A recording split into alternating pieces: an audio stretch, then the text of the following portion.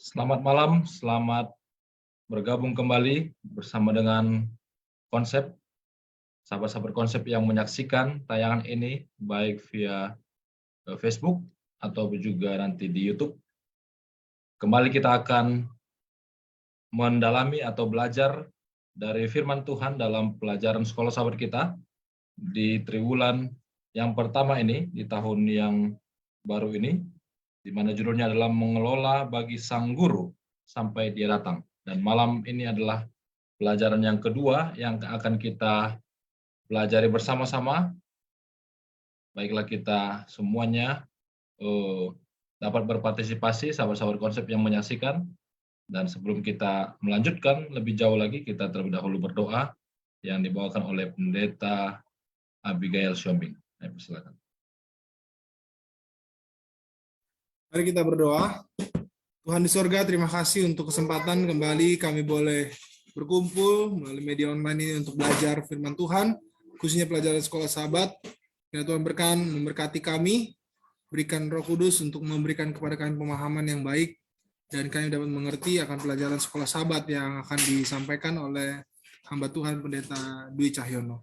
Terima kasih Tuhan, kami serahkan kegiatan kami malam hari ini dalam tangan-Mu, dalam nama Yesus kami sudah berdoa. Amin. Amin. Terima kasih Pendeta Abi. Pada saat ini kita akan mendengarkan atau melihat pemaparan materi pelajaran sekolah sahabat yang kedua atau pelajaran kedua yang disampaikan oleh Pendeta Dwi Cahyono. Dan kami berikan waktu ini untuk memaparkan presentasi. Nanti setelah itu kita akan buka ruang diskusi. Silakan Pendeta. Baik, terima kasih untuk waktu yang sudah diberikan. Selamat malam buat para hamba Tuhan dan juga para sahabat Konsep yang terlibat dalam diskusi ini melalui media Zoom pada saat ini maupun melalui Facebook. Kita akan belajar pada pelajaran yang kedua, yaitu perjanjian Allah dengan kita. Ya, saya akan coba untuk share screen. Kita akan ambil waktu kurang lebih 7 atau 8 menit. Setelah itu kita akan diskusi. Ya, jadi kalau ada saudara dan saudari di media yang sekarang ini sedang terhubung bersama-sama dengan kami, boleh mengajukan pertanyaan-pertanyaan. Baik. Perjanjian Allah dengan kita. Pelajaran yang kedua, yaitu tanggal 7 sampai tanggal 13 Januari tahun 2023. Di dalam Alkitab ada beberapa kali, bahkan banyak, ya, Allah membuat perjanjian dengan manusia. Ya, pertama dengan Adam, ya, sebelum jatuh ke dalam dosa, dia memberkati Adam, ya, sebagai orang yang mengelola dan mengatur di Taman Eden.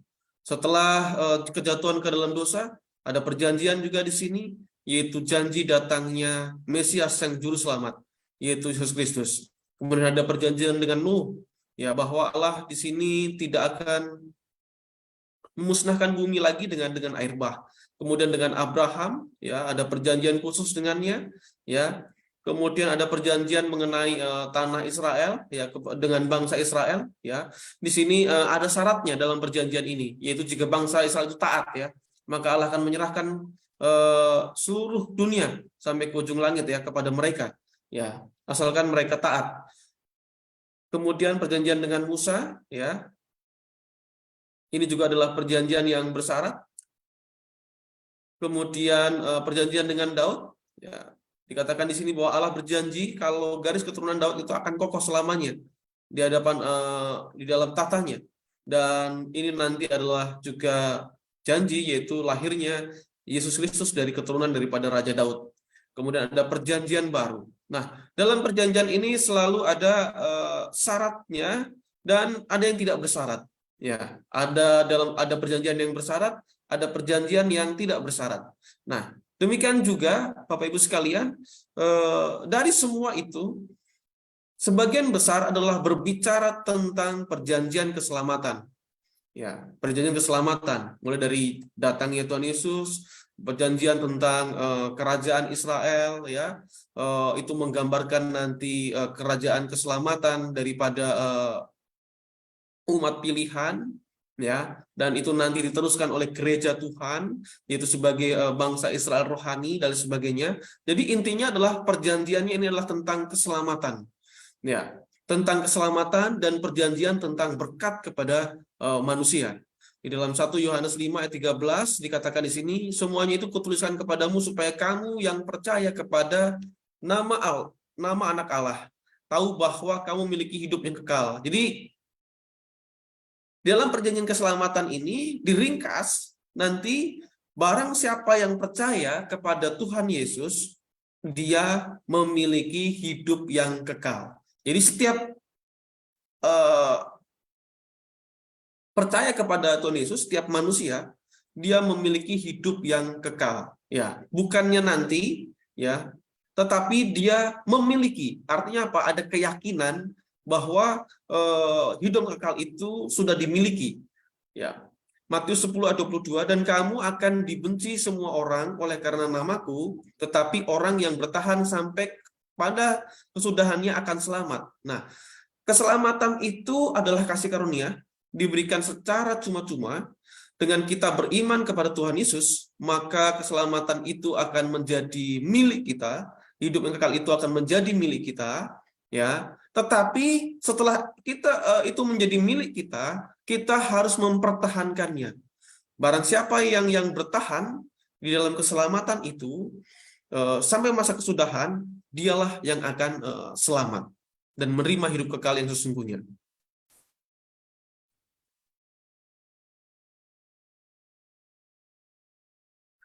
Jika keselamatan adalah hasil dari kasih karunia, nah ini ada pertanyaan. Lalu apa fungsi dari penurutan terhadap hukum Tuhan? Apa fungsinya? Ya. Di dalam 2 Petrus 1 ayat 5-7 dan ayat 10 dan 11, ya, dikatakan di sini, justru karena itu kamu dengan harus sungguh-sungguh berusaha untuk menambahkan. Jadi iman itu harus ditambahkan dengan kebajikan, kemudian dengan pengetahuan, dengan penguasaan diri, dengan ketekunan, dengan kesalehan, kasih kepada saudara-saudara, kemudian kasih kepada semua orang. Nah, jadi iman itu harus ditambahkan dengan perbuatan-perbuatan, ya, yang menunjukkan bahwa iman kita itu memiliki kualitas. Nah, perbuatan-perbuatan ini fungsinya bukanlah supaya kita selamat, tetapi fungsinya adalah supaya kita tidak jatuh. Artinya apa? Keselamatan yang sudah diberikan kepada kita itu tidak terlepaskan. Ya, sebab jikalau kamu melakukannya, kamu tidak akan pernah tersandung. Dengan demikian, kepada kamu akan dikaruniakan hak penuh untuk memasuki kerajaan kekal, yaitu kerajaan Tuhan dan juru selamat kita, Yesus Kristus. Hidup yang kekal itu sudah diberikan kepada kita, tetapi kita belum sepenuhnya memilikinya. Ya. Kenapa? Karena kita belum menikmati itu secara totalitas, karena kita masih ada dalam dunia yang berdosa ini. Ya, kita belum diubahkan tubuh kita. Ya, bumi ini belum diubahkan juga. Ya, belum diciptakan sebagai bumi yang baru. Masih bumi yang dalam keadaan yang jatuh ke dalam dosa. Oleh sebab itu, akan ada waktunya bahwa kita akan menerima karunia itu dengan hak penuh, ya. Hidup kekal itu dengan hak penuh. Nah, semuanya itu perlu ada yang namanya perbuatan kita, ya. Jadi setelah kita beriman kepada Tuhan Yesus, ya, kita harus melakukan kebaikan-kebaikan sesuai dengan hukum Tuhan. Fungsinya adalah memastikan kita tidak jatuh, memastikan keselamatan atau hidup yang kekal itu, yang sudah diberikan itu, tidak dicabut dari hidup kita. Nah, oleh sebab itu, proses untuk menerima keselamatan itu ada percaya, setelah itu mempertahankan hingga masa kesudahan, dengan cara melakukan kehendak Allah, untuk memastikan keselamatan itu menjadi hak penuh kita. Nah, pada perjanjian keselamatan, Tuhan berjanji memberikan keselamatan dengan cuma-cuma, tetapi manusia tetap dituntut untuk percaya kepada Yesus sebagai juru selamat dan berjuang untuk mempertahankan keselamatan tersebut. Ya, demikian juga dengan berkat. Ya, berkat itu ada yang diberikan secara gratis, tidak ada syarat sama sekali. Misalnya berkat cahaya matahari, ya asalkan kita mau keluar kita akan ketemu cahaya matahari. Kemudian walaupun kita jahat, kita akan menerima itu. Ya, sawah kita kalau walaupun kita jahat, mungkin waktu hujan tetap kena hujan di sana. Ya, itu berkat secara umum. Tapi ada berkat-berkat secara khusus yang hanya bisa diperoleh dengan menuruti hukum Tuhan. Jadi seperti dengan konsep keselamatan tadi, ya tetap ada tanggung jawab kita. Demikian juga di dalam berkat-berkat ini ada berkat khusus yang itu hanya bisa diraih ketika kita menurut terhadap hukum-hukum Tuhan. Ya, dikatakan di sini bahwa iman itu timbul dari pendengaran oleh firman Kristus. Nah,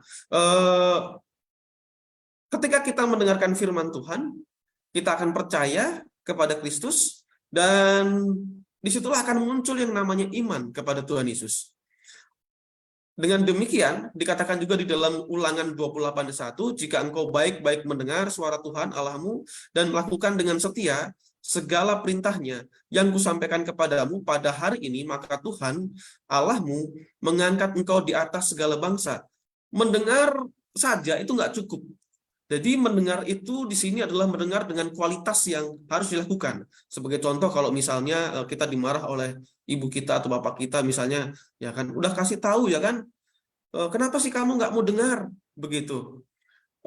Tetap saja yang dilakukan yang seperti itu. Nah, itu sebagai contoh. Artinya bahwa kita tidak bisa dikatakan mendengar, bukan berarti bahwa telinga kita tertutup dan kita tidak mendengar perkataan daripada orang tua kita. Tidak demikian.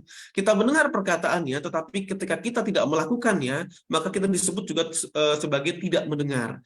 Demikian juga mendengar, ya, firman Tuhan, kemudian melakukannya, itu juga ada berkat khusus bagi umat-umat Tuhan yang mau melakukannya. Ya, dan ini sama saja dengan kita membangkitkan iman di dalam Tuhan, ya, melakukan apa yang kita dengar, apa yang kita ketahui, apa yang kita imani, itu juga akan menimbulkan iman kita yang semakin bertumbuh di dalam Tuhan Yesus. Nah, ada bagian di pelajaran kita di sini adalah tentang kontrak persepuluhan. Intinya adalah di dalam setiap penghasilan kita itu ada yang namanya milik Tuhan. Itu dititipkan. Jumlahnya sudah ditentukan, yaitu 10%. Dan itu harus dikembalikan kepada Tuhan. Harus dibawa ke rumah perbendaharaan. Itu adalah milik Tuhan, dititipkan. Di situ bagian untuk penginjilan akan digunakan oleh Tuhan dan sebagainya. Nah, ini sebagai kontrak persepuluhan itu. Oleh sebab itu, jika kita tidak mengembalikan apa yang menjadi milik Tuhan, disinilah yang disebut namanya nanti merampok, ya, merampok Tuhan atau menipu Tuhan atau korupsi. Nah, jika kita tidak mau mengembalikan apa yang menjadi milik Tuhan, karena apa? Kita makan sendiri. Mungkin sampai di sini dulu untuk apa yang mau sampaikan, boleh kita lanjut dengan diskusi.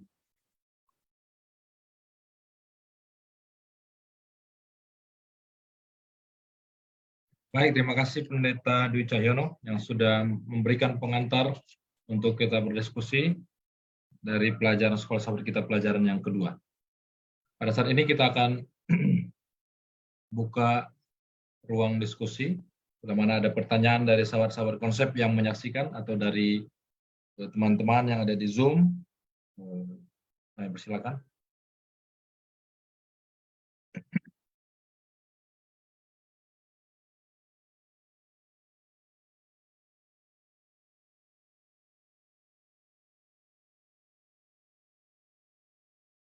Ada mungkin yang mau menanggapi tentang pelajaran yang kedua ini? Judulnya adalah Perjanjian Allah dengan kita. Ya, tadi sudah disampaikan ayatnya dalam Ulangan 28 ayat 1 dan 2. Jika engkau mendengar baik-baik suara Tuhan dan melakukannya, maka Tuhan akan mengangkat engkau di atas segala bangsa di bumi, dan segala berkat ini akan datang kepadamu dan menjadi bagianmu. Ya. Jadi sepertinya ada syarat di sini ya, Pendeta Dwi ya, mendengar dan melakukan, sehingga ketika itu dijalankan, maka Tuhan akan memberikan perjanjiannya itu ya, atau menyalurkannya. Nah, bagaimana dengan kalau tidak dilakukan? Nah, itu kan, apakah sama sekali tidak mendapatkan janji apa-apa dari Tuhan, atau seperti apa? Mungkin boleh dijelaskan, Pendeta Dwi? Ya, boleh diulang pertanyaannya, Pendeta? Ya, jadi kalau orang itu tidak melakukan apa-apa, padahal dia hidup di dunia ini sebagaimana pelajaran kita terkait dengan Tuhan akan memberikan janjinya, maka kira-kira apa yang dia dapatkan di bumi ini kalau dia tidak melakukan sesuai dengan Ulangan 28 tadi? Ya, baik. Apakah berkatnya langsung dicabut begitu misalnya? Apakah dia tidak mendapatkan berkat? Saya mau kasih contoh misalnya hukum Tuhan ya. Penurutan terhadap hukum Tuhan misalnya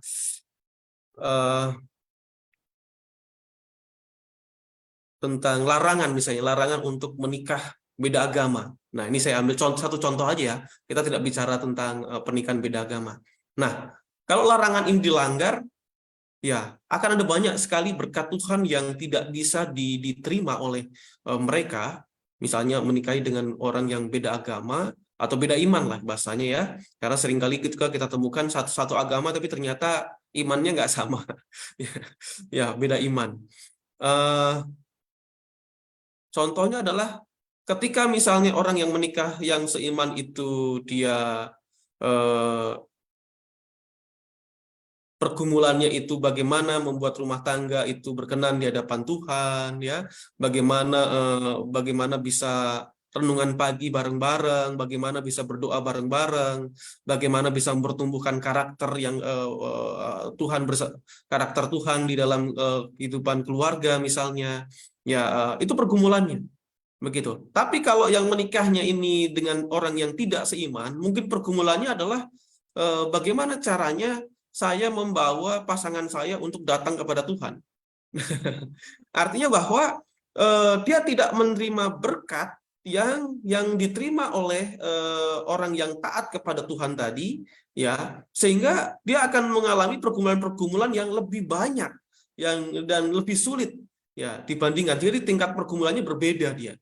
Ya, kalau tadi ini bagaimana membangun karakter di dalam Tuhan, suami istri sama-sama bagaimana membangun rumah tangga, memang sudah selaras. Tapi yang satu ini ya masih berjuang bagaimana dia dibawa untuk kepada Tuhan. Artinya bahwa berkat-berkat yang diterima oleh orang yang menuruti hukum Tuhan, larangan untuk tidak menikah dengan orang yang beda iman, ya, itu berkat-berkatnya tidak bisa diterima oleh mereka yang melanggar. Seperti itu. Sebagai contoh adalah berkat hari Sabat. Berkat hari Sabat itu adalah ketenangan, ya, kuasa untuk menjalankan kehidupan dan mengatasi pergumulan selama 1 minggu berikutnya begitu. Tapi kalau dia melanggar, ya dia tidak mengambil itu, maka dia akan menjalani kehidupan yang 1 minggu yang berikutnya itu dengan kuasa yang mungkin suka-suka Tuhan mau kasih apa enggak. Begitu. Nah, jadi mungkin dia masih bisa hidup, masih bisa bernafas, masih bisa menikmati cahaya matahari, ya, masih bisa menghirup itu oksigen dengan gratis dan bebas, ya. Tetapi dia tidak menerima berkat-berkat yang diterima oleh mereka yang menikmati hari Sabat di rumah Tuhan dengan beribadah kepada Tuhan. Itu berbeda. Nah, itu mungkin saya pertegasannya seperti itu, Pendeta. Terima kasih. Baik, terima kasih, Pendeta. Jadi ada berkat khusus lah kita bilang ya, yang tidak didapatkan ketika seorang tidak mau mendengar dan melakukan apa yang Tuhan sudah perintahkan ya. Sementara berkat-berkat secara umum, nafas hidup dan lain sebagainya mungkin dia dapatkan, tapi ada yang khusus yang Tuhan mau sediakan, ya, sukacita dan lain sebagainya yang dia tidak bisa dapatkan kalau dia tidak melakukan sesuai dengan yang di dalam ayat inti tadi ya, Ulangan 28 ayat 1. Baik, ada tambahan mungkin dari teman-teman konsep untuk ini? Pertanyaannya gimana, Pendeta Jimmy? Ya, jadi ketika orang itu tidak melakukan perintah Tuhan sebagaimana yang sudah disampaikan dalam Ulangan 28, berkat apa yang dia miss ya, berkat apa yang dia tidak dapatkan kalau dia tidak melakukan apa yang Tuhan sudah perintahkan itu. Oke, terima kasih. Saya coba memberikan pandangan dari bacaan sekolah sahabat kita di pelajaran hari Senin dengan subjudulnya adalah sungguh-sungguh mendengar ya. Karena kutipan ayat itu diambil dari Ulangan 28. Nah, nampaknya pelajaran sekolah sahabat kita ini sedang menggambarkan bagaimana penurutan akan menghasilkan perjanjian Allah yang telah Allah berikan. Karena dikatakan perjanjian Allah dengan kita itu sementara sedang diberi. Tapi dalam konsepnya, jika umatku mendengarkan aku, kan begitu ya. Nah, dalam konteks sekolah sahabat kita ini, sedang dibawa kepada pemikiran bagaimana umat Tuhan setia dalam hal persembahan. Nah, ketika konsep Ulangan pasal 28 ini memberikan penjelasan kepada kita, Tuhan ini sebenarnya sudah menentukan berkat-berkatnya kepada manusia sementara dalam perjalanan. Tetapi syaratnya adalah mereka menurut. Begitu. Nah, perjanjian itu akan terlaksana ketika ada sebuah komunikasi yang berinteraksi antara manusia kepada Allah, Allah kepada manusia. Begitu. Sehingga sinkronisasi ini berjalan. Nah, halnya itu terlihat ketika hubungan tersebut dilihat dari praktik persepuluhan dan hubungannya dengan Allah. Bangsa Israel makmur ketika mereka menuruti Allah. Nah, inilah konsep awalnya. Tapi ketika mereka tidak menuruti Allah dengan konsep persembahan atau persepuluhan yang harus dikembalikan, maka sebaliknya mereka akan jatuh pada masa-masa yang sulit. Nah, makanya di pelajaran hari Rabu ada konsep mengenai kontrak persepuluhan. Dituntut di sini. Kalau kamu mau menerima berkat, maka engkau menurut apa yang saya katakan. Hanya itu, sesimpel itu yang Tuhan inginkan. Tapi masalahnya adalah manusia suka minta berkat, tapi di saat suruh menuruti, ini yang masalah. Di sana miss-nya kita itu. Sehingga kita mulai hitung-hitunglah persembahan, persepuluhan. Yang pada akhirnya membuat kita ini ragu akan apa? Akan perjanjian Tuhan itu. Dan Tuhan tidak lagi didengar. Nah, maka berkat itu tidak akan datang kepada kita. Nah, kita percaya berkat yang Tuhan berikan ini bukan hanya sekedar berkat yang akan kita miliki secara material, tapi Tuhan selalu memberikan kesempurnaan untuk membukakan berkat-berkat kepada kita. Bahasa ataupun konsep daripada Tuhan membukakan tingkap-tingkap langit itu kan dalam pelajaran sekolah sahabat ini kan tidak hanya sekedar berbicara mengenai materi yang saya lihat dari pelajaran ini.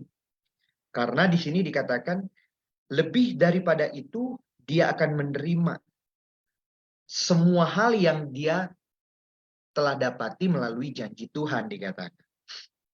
Dan maka ada bahasa sampai berkelimpahan mereka akan menerima berkat daripada Tuhan. Nah, jadi konsep yang saya mau tekankan dalam hal ini adalah ketika kita menurut, maka berkat perjanjian itu akan datang. Kalau tidak menurut, ya maka tidak akan pernah ada itu berkat itu. Kan begitu konsep memahami yang saya bisa respon dari pertanyaan itu, Pendeta Jimmy Sabarat. Terima kasih. Baik, terima kasih. Ya, jadi ada upah dari penurutan berkat yang Tuhan mau berikan kepada mereka yang setia di dalam mendengar dan melakukan firman Tuhan. Terkhusus dalam pelajaran ini terkait dengan persembahan dan juga persepuluhan ya. Dan paling diutamakan adalah persepuluhan yang adalah bagian Tuhan. Baik, ada pertanyaan di sini, nanti Pendeta Dwi boleh menjawab. Apakah pengembalian perpuluhan juga terkait janji Tuhan akan keselamatan? Ya, kira-kira kalau orang sudah rajin kasih perpuluhan, kira-kira dia bisa selamat nggak? Itu mungkin ya inti pertanyaannya. Silakan Pendeta Dwi. Iya, baik. Tadi kita sudah menjelaskan tentang hubungan antara menuruti hukum Tuhan dan perpuluhan ini adalah salah satu dari sekian banyak bentuk penurutan terhadap hukum Tuhan. Begitu. Jadi kita sudah dijelaskan bahwa keselamatan itu kasih karunia. Bukan karena kita menuruti hukum Tuhan, bukan karena kita berbuat baik. Begitu. Nah, tetapi tadi di dalam 2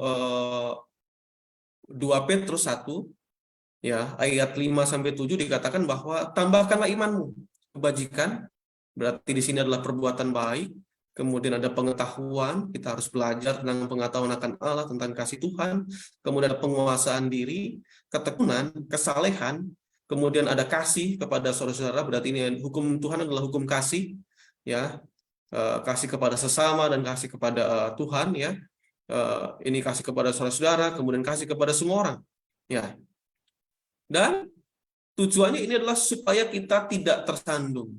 Artinya bahwa kita menuruti hukum Tuhan itu bukan karena supaya kita selamat, tidak.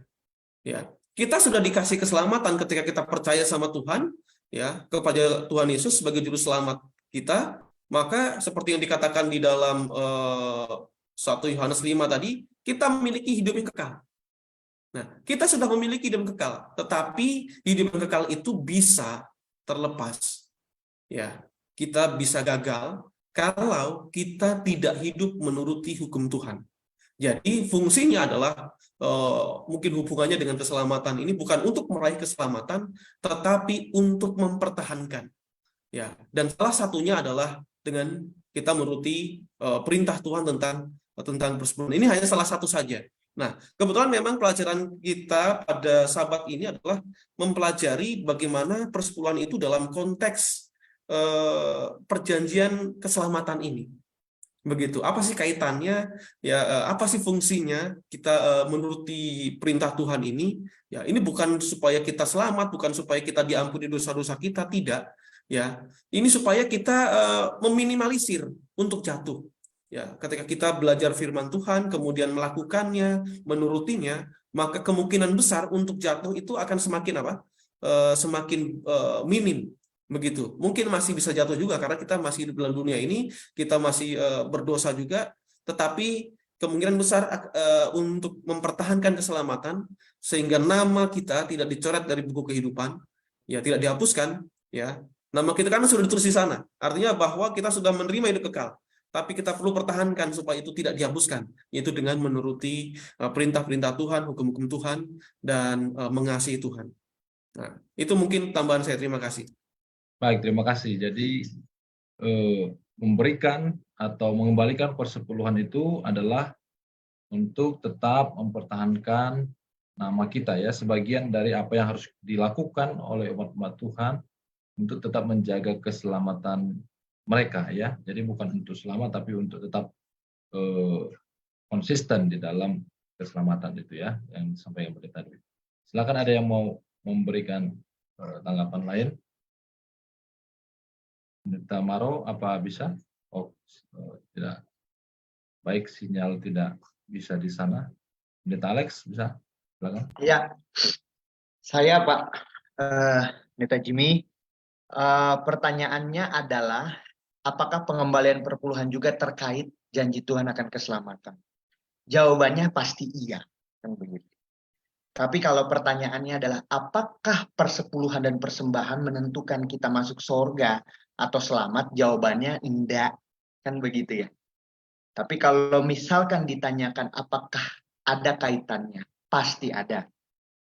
Karena keselamatan yang Tuhan berikan itu kan satu paket dengan berkat-berkat yang akan umat Tuhan dapati ketika dia menuruti firman Tuhan. Kan begitu konsepnya ya. Karena klimaks daripada perjanjian itu adalah mengacu kepada keselamatan. Nah, tapi untuk sampai kepada keselamatan itu ada indikator-indikatornya yang perlu diikuti oleh umat-umat Tuhan itu sendiri. Nah, saya sangat senang kenapa waktu belajar pelajaran ini, karena ini adalah satu hal yang amat sangat berkaitan dengan kerohanian kita, khususnya secara individualitas kita sebagai umat-umat Tuhan. Belajar mengenai konsep perpuluhan, kita sedang belajar mengenai konsep ketamakan yang tidak harus terjadi di umat-umat Tuhan di akhir zaman ini. Nah, saya coba bacakan salah satu pelajarannya di buku, di pelajaran hari Rabu. Di situ di alinea yang terakhir, di sana dikatakan adalah dampak atau siklus positif atas penurutan Tuhan. Dan di sana terjadi di masa pemerintahan Hizkia, Raja Yehuda yang baik. Nah, di sana mereka mendapatkan kebangunan rohani. Orang-orang Yehuda mendapatkan kebangunan rohani. Dan mereka mulai belajar untuk mengembalikan persepuluhan dan persembahan mereka ke perbendaharaan bait suci. Nah, dalam hal ini, dengan senangnya mereka mendapatkan perjanjian yang Tuhan berikan, maka dengan senang pun mereka memberikan persembahan itu ke rumah Tuhan. Dan di sini dikatakan bahwa dalam 2 Tawarik 31 ayat 5, di sana disampaikan bahwa mereka dengan jumlah yang besar, dengan hasil yang pertama, artinya prioritas yang mereka dapati dari apa yang mereka sedang kerjakan, mungkin itu ya, mereka bertani, mereka mendapatkan berkat-berkat dari tanah mereka atau dari hasil bumi mereka mempersembahkan hasil pertama mereka untuk Tuhan. Itu menggambarkan atau mengungkapkan bagaimana mereka amat sangat berterima kasih atas tuntunan Tuhan itu. Dan mereka percaya bahwa Tuhan telah menyelamatkan mereka. Nah, dari konsep ini kita bisa sangat yakini bahwa jangan pernah kita bertanya mengenai apakah saya benar kasih Tuhan sebanyak ini. Tak boleh kita hitung-hitung sedemikian rupa. Karena kita belajar dari poin ini, bagaimana pemerintahan Hizkia pada waktu itu semua umat-umat Tuhan belajar mengembalikan persembahan persepuluhan itu. Dan bahkan dikatakan prosesnya dari waktu ke waktu semakin besar jumlahnya, dan mereka mencintai untuk memberikan persembahan itu kepada Tuhan. Dan terkait hal itu karena mereka sudah punya kepastian bahwa mereka telah diselamatkan. Sehingga perpuluhan mereka, persembahan mereka dengan sukacita mereka berikan tanpa berpikir apakah ini banyak saya kasih Tuhan atau enggak. Nah, begitu. Tapi dalam koridor persepuluhan ini adalah kita belajar dalam buku Maleakhi, mungkin nanti akan dibahas di pelajaran-pelajaran berikutnya mengenai sistematis perpuluhan itu berapa persen dan berapa persennya kita akan belajar di sana ya. Yang kita jalani sekarang adalah 10% yang kita harus berikan kepada Tuhan dari hasil kita. Nah, ini juga mungkin konsep yang saya juga selalu berikan kepada anggota-anggota jemaat ketika saya melayani. Jangan pernah dipakai uang itu terlebih dahulu ketika menerima gaji itu sebelum disisihkan dan berdoa bersama dengan keluarga untuk Tuhan dalam persepuluhan. Nah, ini yang kita perlu teruskan, dan amanat yang baik ini yang perlu kita jaga sampai sekarang. Mungkin itu yang saya bisa tambahkan, Pendeta Jimmy. Baik, terima kasih Pendeta Alex untuk tambahan yang sudah diberikan. Kita masuk ke pertanyaan berikut. Bagaimana penerapan Amsal 3:9 pada saat ini? Yaitu hasil pertama. Maksudnya seperti apa? Nah, ya, jadi ada hasil pertama dari buaya atau pekerjaan. Coba kita kembali ke Maleakhi 3:9. Dikatakan di sana, maka aku pun, kamu telah kena kutuk, tetapi kamu masih menipu aku. Ya. ya kamu seluruh bangsa, bawalah persembahan-persembahan itu ke rumah perbendaharaan supaya ada persediaan makanan. Apakah aku tidak membukakan tingkap-tingkap langitmu? Ayat 11, aku akan menghardika bagimu belalang supaya jangan dihabiskan. Hasil tanaman supaya jangan pohon. Ya, di mana ini? Hasil pertama. Oh, Amsal ya. Oh, sorry. Di Maliaki ya. Baik, kita buka Amsal 3:9. Muliakanlah Tuhan dengan hartamu dan dengan hasil pertama. Oh ya, ada kesilapan tadi. Jadi ada di sini hasil pertama dari segala penghasilan. Nah, ini seperti apa kalau dikaitkan dengan pekerjaan manusia sekarang ini, Pendeta Dwi, atau kegiatan yang dilakukan? Hasil pertama yang seperti apa yang dimaksudkan sini sehingga kita memuliakan Tuhan dengan hasil pertama itu? Apakah hasil kedua kita tidak bisa memuliakan Tuhan? Apakah harus hasil pertama? Silakan. Ya, ada banyak penafsiran ya. Ada yang bilang ini gaji pertama katanya. Tapi dikatakan di sini adalah muliakanlah Tuhan dengan hartamu, dengan hasil pertama dari segala penghasilanmu. Jadi ini bukan masalah gaji kedua, gaji ketiga, atau gaji pertama, menurut saya sih ya. Tetapi dari segala penghasilan kita, ya. Jadi segala penambahan dari mungkin harta milik kita, ya. Yang itu bisa menambah apa yang menjadi milik kita, itu perlu di sana diambil di sana. Nah, jadi ketika kita memberikan persembahan untuk Tuhan, ya misalnya kalau di sini adalah persepuluhan, maka seperti katakan Pendeta Alex tadi harus diambil dulu, ya harus diambil dulu, ya dipisahkan dulu. Misalnya saya terima gaji misalnya ya sekian begitu, sebelum saya pakai untuk keperluan pribadi, untuk untuk tabungan misalnya sebagainya, maka saya harus ambil dulu ya 10% itu untuk Tuhan, ya dipisahkan, ya. Setelah itu baru ambil untuk persembahan, ya. Setelah itu baru terserah kita, ya.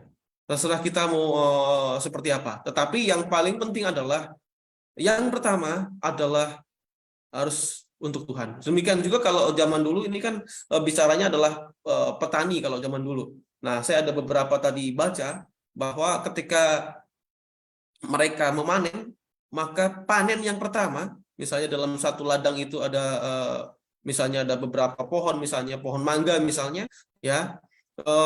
Yang pertama itu harus diserahkan kepada Tuhan untuk persembahan.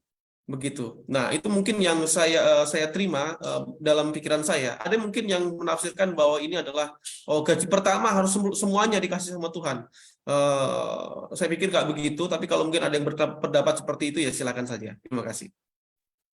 Terima kasih, Pendeta Dwi. Jadi diutamakan ya. Yang pertama itu adalah Tuhan, itu maksudnya yang disampaikan Pendeta Dwi tadi. Silakan, mungkin ada tambahan dari atau tanggapan dari Pendeta Abi.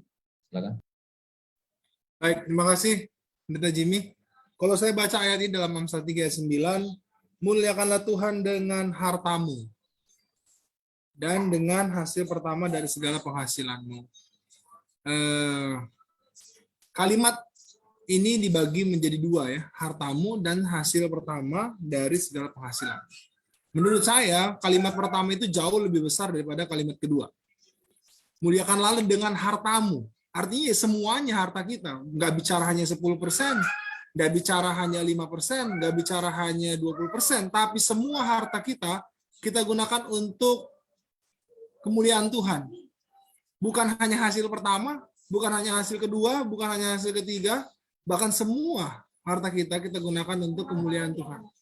Pernah ada yang bertanya kepada saya, katakan, Pendeta, sebenarnya dari segala uang atau harta yang kita miliki, berapa persen yang seharusnya kita gunakan untuk Tuhan? Saya bilang ya semuanya, karena memang semua itu adalah pemberian Tuhan dan gunakan itu untuk kemuliaan Tuhan. Sekalipun itu kita gunakan untuk keperluan pribadi kita, bagaimana yang kita gunakan dalam keperluan pribadi kita gunakan untuk kemuliaan Tuhan. Bukan hanya untuk kepentingan-kepentingan yang tidak baik gitu ya. Nah, lalu muncullah pertanyaan ini bahwa hasil pertama, artinya apakah hasil pertama ini relevan bagi kita saat ini? Konteks ayat ini tentu itu bagi bangsa Israel yang pada saat itu pekerjaan mereka berbeda dengan pekerjaan kita saat ini. Pekerjaan kita saat ini ya kita gajian.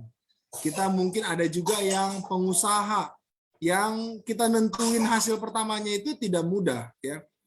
Karena jangan-jangan ketika mereka penghasilan hari pertama masih belum untung karena modalnya jauh lebih besar daripada penghasilan mereka di hari itu. Jadi sangat tidak relevan sebenarnya menyamakan pekerjaan bangsa Israel sebagai seorang petani contohnya atau pekerjaan-pekerjaan pada saat itu dengan pekerjaan kita sekarang ya. Sehingga ya kita menafsirkannya bisa saja berbeda-beda. Tetapi kalau ada yang menerapkan, sejauh ini saya ada tahu bahkan saudara saya sendiri ketika mereka bekerja di satu tempat lalu dapat gaji pertama, semuanya dia kasih dan itu baik, nggak apa-apa juga. Tapi apakah itu harus demikian? Menurut saya tidak juga harus demikian. Ya, tergantung kita punya pemahaman dan iman kita masing-masing. Tetapi yang mau saya tekankan dari ayat ini sebenarnya adalah yang harus kita gunakan untuk kemuliaan Tuhan adalah semua harta kita. Bukan hanya hasil pertama, bukan hanya hasil kedua, bukan hanya 10%, bukan hanya 15%, tapi semua. Hanya memang kita telah ditetapkan 10% untuk perpuluhan. Tetapi sisanya kita mau gunakan untuk apa? Apakah kita gunakan suka-suka kita? Ya enggak, kita gunakan untuk kemuliaan Tuhan. Apa saja itu? Nah inilah penafsirannya kita sendiri bisa tafsirkan dengan bijaksana. Terima kasih, Pendeta Jimmy. Baik, terima kasih. Jadi itu tadi sudah ditanggapi ya sebagai tambahan bahwa kita memuliakan Tuhan dengan harta adalah dengan apa yang ada pada kita. Ya. Jadi memuliakan Tuhan itu kan bisa membantu pelayanan. Kalau kita mau bantu pelayanan 50%, ya itu kan memuliakan Tuhan juga, ya. Membantu pembangunan gereja, ada kita punya dana 60%, ya dibantu, ya dilakukan. Itu kan untuk memuliakan Tuhan juga, ya itu maksudnya tadi. Tapi untuk persepuluhan itu 10%, ya. Lalu kemudian untuk yang pertama, ya mungkin itu berkaitan dengan panen pertama ya, atau hasil pertama atau buah sulung mungkin juga ada hubungannya sehingga itu menjadi milik Tuhan. Baik, kita masuk ke pertanyaan berikut.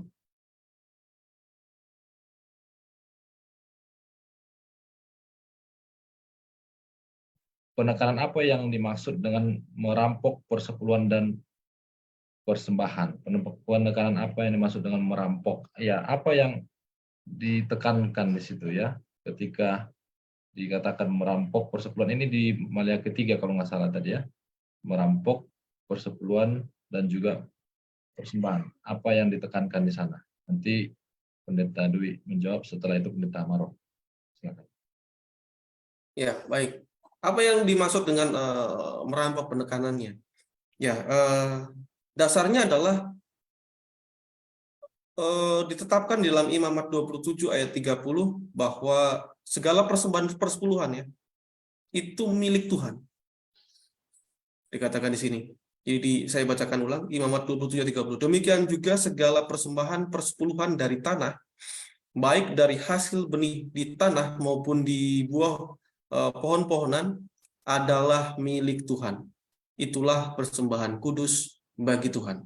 Jadi ketika apa yang menjadi milik Tuhan ini kita tahan, persepuluhan kita tahan karena mungkin kita nggak suka dengan pendetanya misalnya di jemaat, atau mungkin kita gunakan untuk kepentingan pribadi, ya, atau kita tidak serahkan kepada rumah perbendaharaan, kita suka-suka hati kita serahkan kepada yang lain, atau kita gunakan untuk membayar hutang misalnya, menolong orang lain yang sedang misalnya untuk hutang dan sebagainya. Ya, tidak diserahkan kepada Tuhan, saya pikir itu sudah termasuk di dalam perampokan ya, apa yang menjadi milik Tuhan. Atau ada orang yang ditugaskan untuk mengelola apa yang menjadi milik Tuhan ini supaya digunakan untuk pekerjaan Tuhan, tetapi digunakan untuk kepentingan pribadi, ya, untuk senang-senang, untuk kepelesiran misalnya, untuk rekreasi, jalan-jalan, makan-makan. Nah, tidak digunakan untuk melakukan pekerjaan Tuhan, Nah, saya pikir ini juga salah satu bagian daripada merampok merampok apa yang menjadi milik Tuhan, yaitu tidak mengembalikan atau memberikan atau mengembalikan lah apa yang menjadi milik Tuhan itu ke tempat yang seharusnya Tuhan telah perintahkan, dan atau menyalahgunakan apa yang menjadi milik Tuhan untuk kepentingan pribadi. Itu salah satu bentuk daripada penipuan atau perampokan terhadap Tuhan. Uang yang dipilih oleh Tuhan 10% itu yang diklaim secara jelas tanpa perlu penafsiran itu adalah milik Tuhan, maka itu harus digunakan ya untuk kepentingan Tuhan itu sendiri, untuk kepentingan pekerjaan Tuhan. Sebenarnya Tuhan bisa saja Tuhan kan memiliki segalanya. Dia sebenarnya nggak butuh bantuan kita sebagai manusia. Ya. Tetapi disinilah kita itu diajar. Yang pertama, menghormati Tuhan. Ya, kita setia dengan Tuhan. Kemudian kita diajar untuk memiliki karakter murah hati juga, seperti Tuhan yang murah hati. Kita diajar di sini untuk jujur kepada Tuhan. Ya, kita diajar untuk mengasihi Tuhan, menjadikan Tuhan sebagai sesuatu yang prioritas nomor 1. Nah, dari sinilah penekanan daripada kita manusia merampok Tuhan adalah ketika dia tidak jujur kepada Tuhan, tidak memberi dengan rasa syukur, ya. Dia bilang ini perpuluhan saya. Ya, ini hasil kerja keras saya, padahal itu adalah milik Tuhan, bukan punya dia. Nah, saya pikir dia juga merampok, itu harusnya penghormatannya untuk Tuhan, tapi untuk dia diminta. Kemudian kesetiaan juga.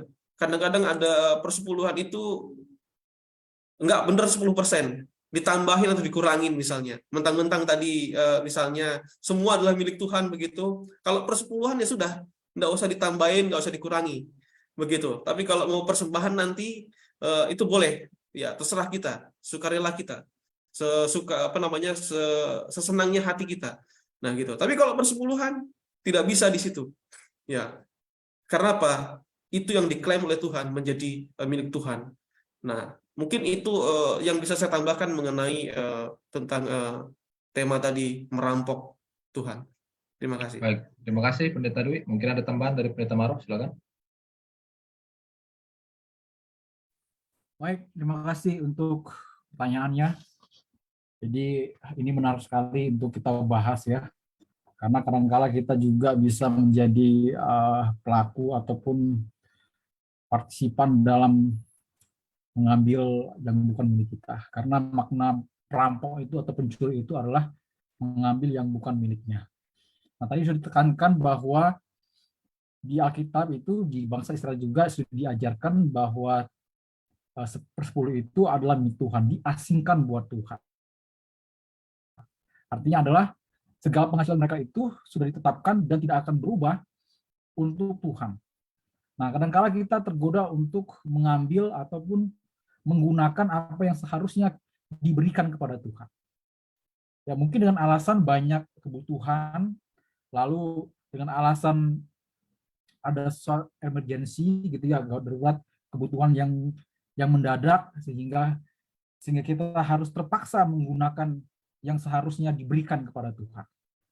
Nah, penekanan di sini ketika kita bicara tentang merampok milik Tuhan adalah kita merampas yang menjadi miliknya Tuhan, yang tidak boleh dipergunakan. Karena Tuhan sendiri sudah tetapkan 90 untuk kita gunakan. Nah, penekanan di sini juga penting bagi kita bagaimana kita mengelola apa yang ada pada kita sehingga kita tidak menjadi pencuri atau perampok milik Tuhan. Nah, di sini yang dibutuhkan namanya hikmat untuk mengelola dari penghasilan ataupun pendapatan yang kita dapatkan setiap bulannya. Terima kasih. Baik, terima kasih untuk tanggapannya. Jadi mungkin saya mau tambahkan sedikit ya, bahwa persembahan dan persepuluhan itu agak berbeda ya. Persepuluhan memang sudah diwajibkan untuk diberikan, tetapi itu bukanlah satu kebanggaan dari orang yang memberi, karena itu adalah memberi yang bukan miliknya. Nah, ya, berbeda dengan persembahan memberi yang adalah miliknya. Tapi kalau persepuluhan memberi yang bukan miliknya, tapi artinya adalah mengembalikan yang bukan miliknya, yaitu milik Tuhan. Ya. Sehingga kalau kita sebagai pelaku-pelaku persepuluhan sudah memberikan persepuluhan, yang jangan sampai kita anggap kita sudah hebat ya. Oh, udah kasih persepuluhan supaya ada makanan di rumah Tuhan kan? Saya kasih, kalau nggak ada makanan di rumah Tuhan katanya. Ya nggak bisa ya. Itu harus diberikan. Kalau nggak diberikan, orangnya itu yang kena kutuk. Ya. Jadi itu harus benar-benar dipahami. Kalau tidak diberikan, nah itulah sebagai orang-orang yang menahan atau yang merampok jadinya. Jadi itu kelemahan dari orang yang tidak memberikan. Ya, baik. Inilah pelajaran kita pada malam hari ini tentang bagaimana janji Tuhan itu akan menjadi bagian kita, dan mungkin akan disimpulkan dengan closing statement yang akan diberikan oleh pemateri. Silakan pendeta.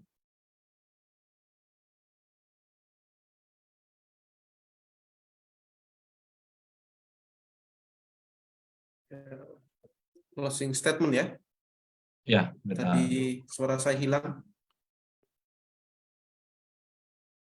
Saya mau ada share satu lagi slide.